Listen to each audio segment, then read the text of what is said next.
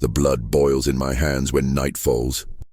Not my own blood, because the gods of war claimed that weeks ago. It is the blood of others, of everyone. I remember when the screams arrived from the horizon. The horns of the invaders sounded like the howls of beasts that had never tasted Christian flesh before. Our men, husbands, fathers, brothers, sons, ran towards their weapons with that fire in their eyes that always precedes death. I said goodbye to them through a door I knew would never be crossed by the living again. I knew it. We all knew it. That was the silent pact that widows-to-be made every morning upon waking in these cursed northern lands, ever since Christianity came to steal our ancient gods. The battle was brief and terrible. More terrible than brief. The invaders didn't come to conquer. They came to plunder everything that breathed, everything that pulsed, everything that held a gram of worth. When the survivors returned, so few, so shattered, they dragged corpses behind them, more death than hope. And with those corpses came a question no one dared voice aloud. What do we do with the dead? It was Sigrid, the eldest among us, who found the answer in that twisted wisdom that only fear can birth. The invaders would return, she said, tempted by the riches still hidden within our homes. And the remains of our dead, gold rings, ritual jewels, amulets holding the power of our ancestors, would be the first things they'd desecrate. Why allow the bodies of our warriors to be violated in the hands of enemies? Why let strangers strip the men we loved? We hide them, Sigrid whispered, watching as the last light of dusk filtered through the cabin walls. We keep them where no one dares search. Inside the houses, beneath the floorboards where we slept, beside small children who cried, asking where their fathers were, in the shadows of spaces that had once been filled with love and now became living mausoleums. I helped my husband, what remained of him, across the threshold of our cabin that moonless night. His body was a puppet of cold meat. The wounds still dripped. The stench of death, of iron, and the black humors of a man who was no longer a man saturated every corner of our home. We lifted the planks, dug into the black earth beneath, and lowered him slowly, as if depositing sacred treasure. Then we replaced the wood. We scattered sand across the cracks. We covered the traces with hides and chests. It's only temporary, I told myself, though I knew it was a lie. The first nights were silent, a silence so profound it was almost a scream. The women of the village, we were 17 then, communicated only with glances. The children stopped asking questions. They learned that death, in this new era, was a visitor who stayed in one's home. But death, we discovered, never travels alone. Astrid noticed it first. Her voice reached my cabin on the third day, trembling like someone who'd seen a spirit's face. "The smell," she whispered. "Can you sense it? It won't disappear." She was right. The stench was omnipresent. It wasn't confined to the houses where we kept the bodies. It seeped through door cracks, tangled in our daughter's hair, clung to our clothes as if it were a living entity. It was as though death itself exhaled from every structure in our village, as though the very air had died. We tried remedies. We distributed fragrant herbs everywhere. We burned sage and juniper. Some of the women dared to open the floorboards at night, hoping to find a rational explanation. Perhaps the wounds released more corruption than expected. Perhaps the heat accelerated putrefaction. But when they lifted those boards, the stench became unbearable, a miasma of decay that entered through the mouth and lungs, as if wanting to take permanent residence in the living. Then they'd seal everything again. They'd close the doors, and they'd remain in the darkness, breathing death. The human mind is expert at rationalization, at finding mundane explanations for the inexplicable. The women must have moved the objects absent-mindedly in their trauma-induced drowsiness. Or perhaps small creatures, rats and other vermin, had dragged things about. Or perhaps. But the nights continued to bring more sounds, the dragging, the sliding, the endless movement. And then the children began to speak. My youngest son, Leif, was barely 4 years old. He'd lost his father, and most of the time he existed in a state of confused silence, as if he didn't fully understand that Sigurd wouldn't return. But one night, as I tucked him into bed, he looked directly into my eyes and asked, "Mama, why did Papa visit me tonight?"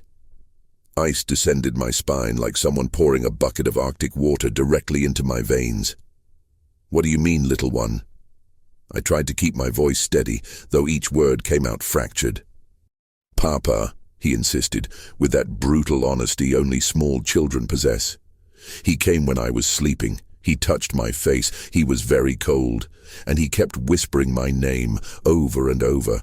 Leif, Leif, Leif. As if he'd forgotten who I was each time he said it. I questioned him further. It made no sense, couldn't possibly make sense. But I needed to know. I needed to understand if it was merely a child's nightmare, or if hell itself had found a way to seep into our bedrooms. He was in the bed with us, Leif described with a clarity that was absolutely horrifying. Lying between us. His skin smelled terrible, very terrible. And even though I couldn't see his face, it was always dark when he came. I could feel his eyes watching me. Watching like I was a stranger. Like he didn't recognize me. That night I didn't sleep. I held Leif in my arms whilst he slept, whispering prayers to gods who refused to answer, whilst listening to those dragging sounds beneath the floorboards, hour after hour, without ceasing, without mercy. In the morning, I interrogated the other women, and I discovered I wasn't alone. All of them, every single one of our 17 women, reported the same thing. Their children spoke of spectral visits, of dead fathers coming in the darkness with vacant eyes and frozen hands. Of voices whispering names over and over again, as if death had erased all sense of self. Hilda recounted how her small Soren had woken with blood on her lips. When questioned, the girl explained that her father had kissed her, and it tasted like iron from weapons, like the taste of death itself. Another woman, Solveig, described how her 6-year-old son had begun sleepwalking, moving towards the section of the cabin where they kept the corpse, as if drawn by an invisible cord, as if the dead were calling him. Sigrid gathered us all. Her voice was like the cracking of ice beneath one's feet in winter, potentially lethal, definitely dangerous. "This is a trial," she declared. "The ancient gods are restless. The dead are not at peace. We must perform rituals, offer sacrifices, appease them with our prayers." But the prayers didn't work. The rituals failed, and each night that passed, the corruption deepened, grew more visceral, became more unbearable. It was after the first week, though it felt like an eternity, that Britta made a decision. "What's your city? Tell me now where you're watching this from. Because if you're witnessing this story, if you're feeling even a fraction of the ice that froze my soul each night, then I need you to do something. Subscribe to this channel, like this video, comment with your city below, because every single one of those actions matters. Every subscription, every like, every comment helps us bring more stories from the shadows, more tales from the darkness that people have forgotten. Your city viewer. Where are you right now? Watching from London? From Berlin? From Copenhagen? Tell me. Because this story, this true account of horror, needs to reach the Norse lands. It needs to reach Norway. And it can only do that if you help spread it. So, comment, subscribe.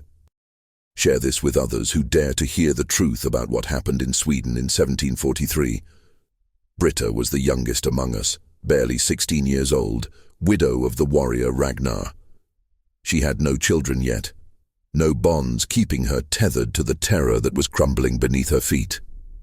One early morning, whilst we all slept, or pretended to sleep, she rose silently from her cabin, exhumed her husband's body, and decided to give him a proper burial. She buried him by moonlight in a clearing far from the village, whispering ancient words, invoking the old gods to receive her warrior and carry him to Valhalla or whatever place welcomes the dead. It should have brought peace. Instead, it brought horror. Because when Britta returned to the village when she was nearly at her cabin, that's when she saw it. She told me with a voice that was barely a whisper, eyes wild, skin covered in a grayish film.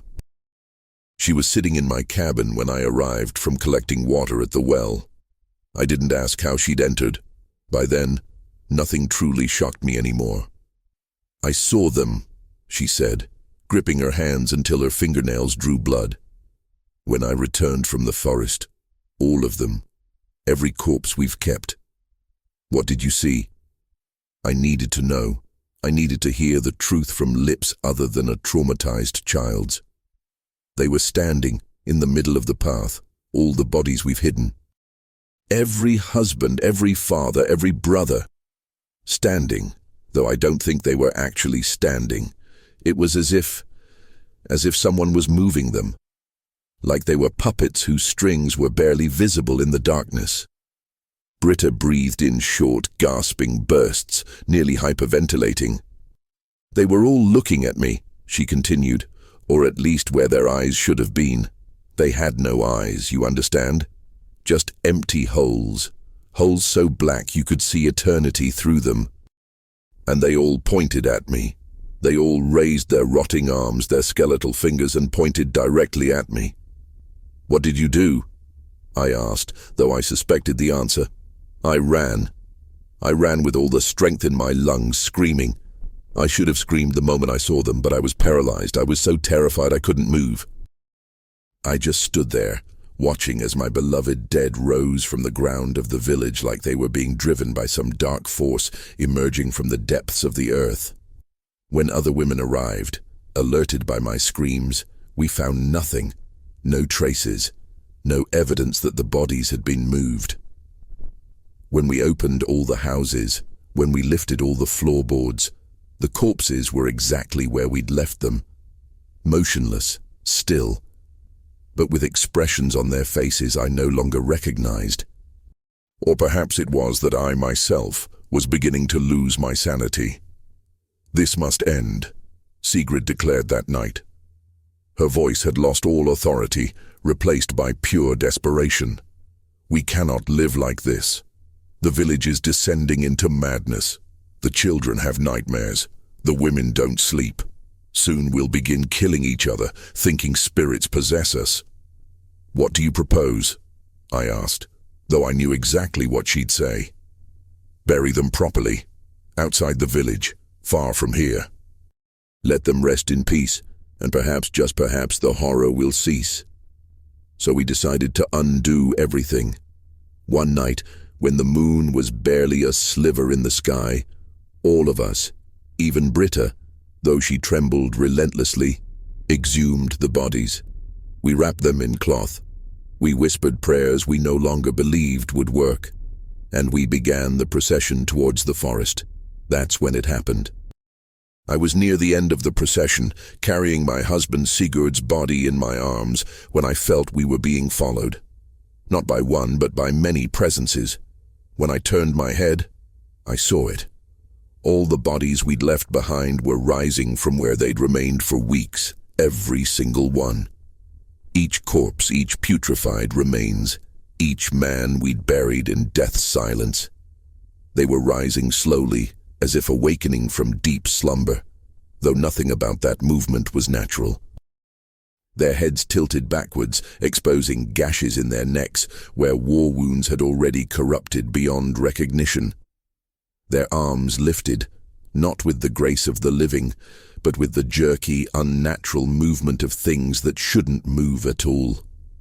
And every one of them, each and every corpse, pointed directly at me. I screamed. Sigurd's body nearly fell from my arms when I screamed. It was a scream that came from the deepest depths of my being, a scream that was pure terror, pure revulsion, pure comprehension that something far more than death was happening here. Something far older, something that had no name in our modern tongues.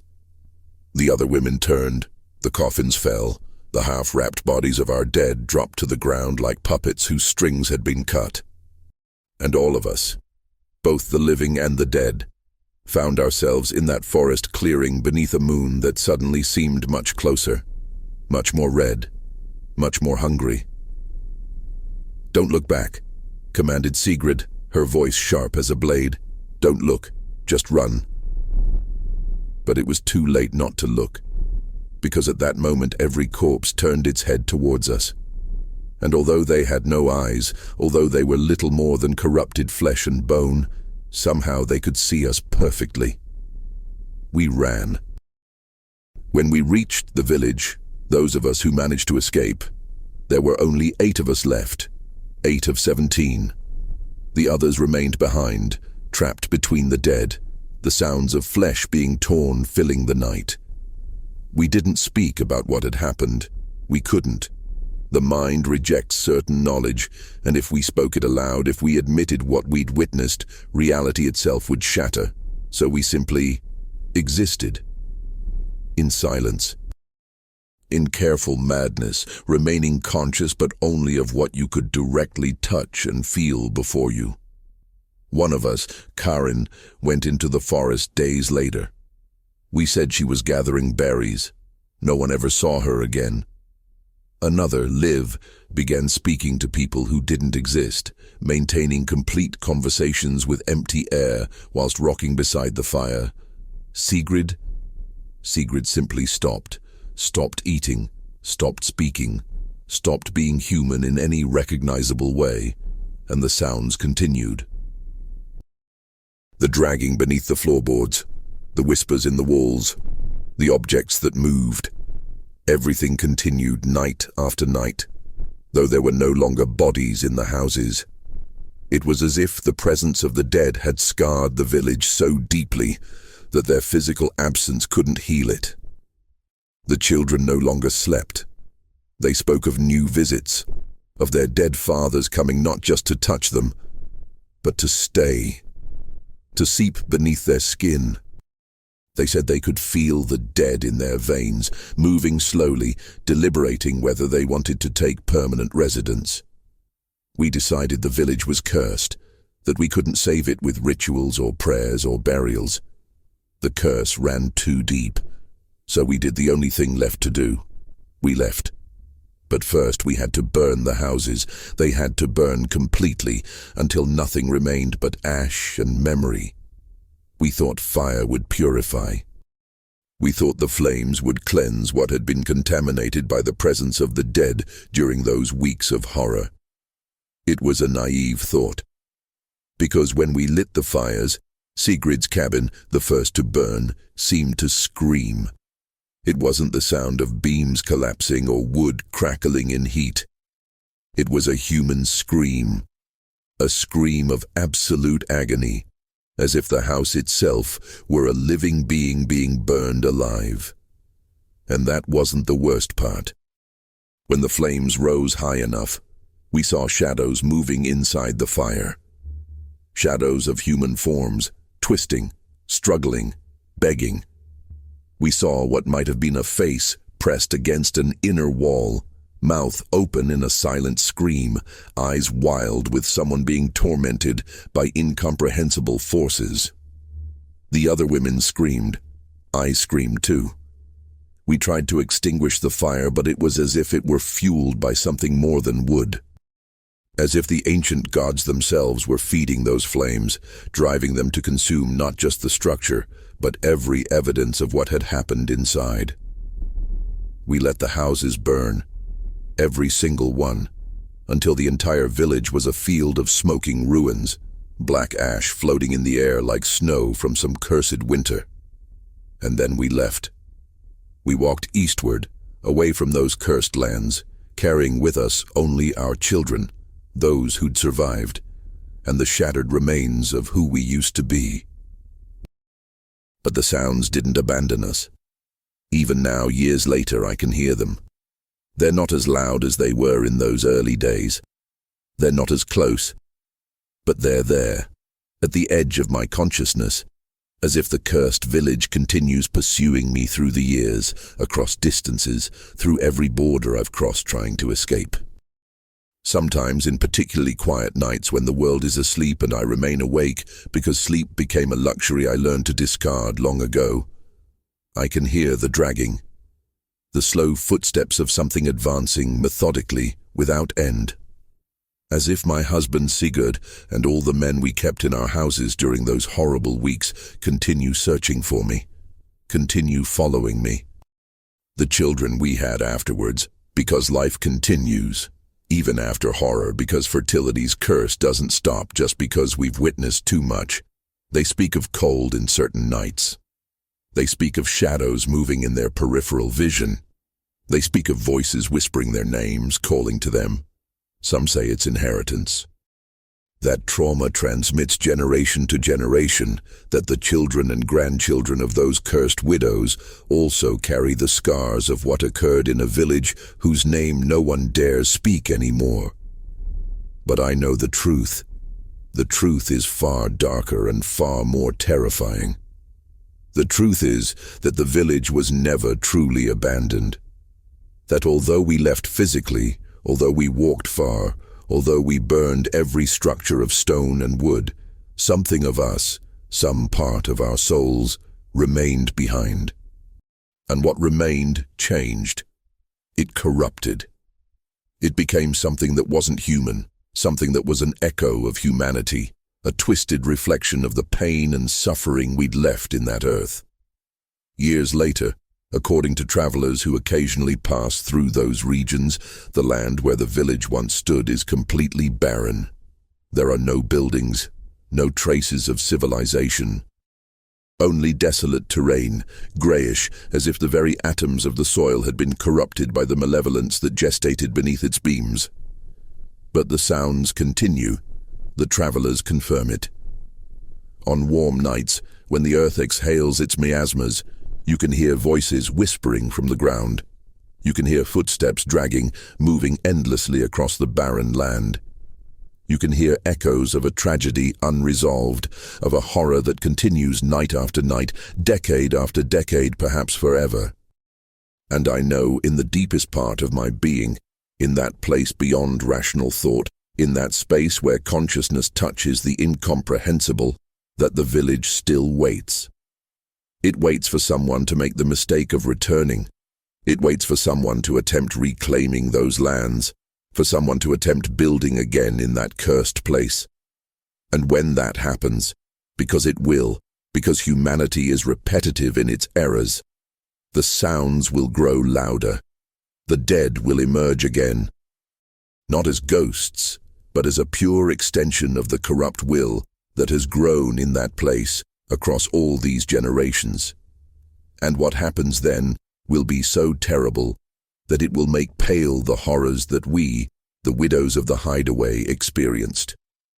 Now I return to you, unknown listener, silent witness who has journeyed with me through this night of horror.